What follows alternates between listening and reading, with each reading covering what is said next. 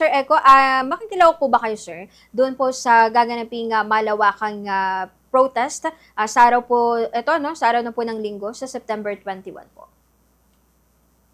Ay ano, makikilahok yung bayan gitnang Luzon at particular no magkakaroon kami ng pagkilos sa Angeles City no. 4:00 ng hapon sa Plaza Miranda ng Angeles City at gayon din no lalahukan ito ng iba't ibang probinsya at gayon din no kumbaga ini-encourage natin no na sumama din doon sa mga lokal na mga pagkilos yung ating mga kababayan, ating mga kabalian. So halimbawa sa Pangasinan no may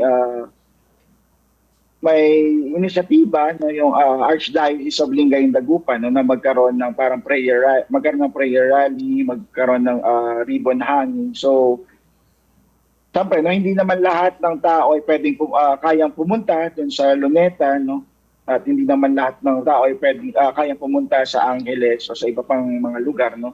So napakahalaga na mag-participate tayo kahit dun sa mga pinakamalapit na lugar sa atin.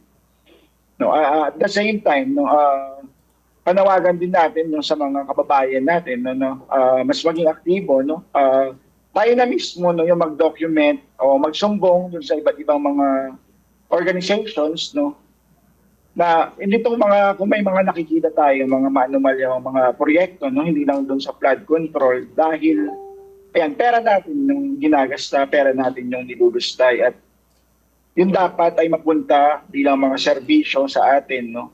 Serbisyo sa lalo na sa ngayon, no, na hirap yung mga taong bayan na ayan, bawat piso o bawat kusing na buwis na binabayaran natin ay dapat mapunta bilang serbisyo sa atin.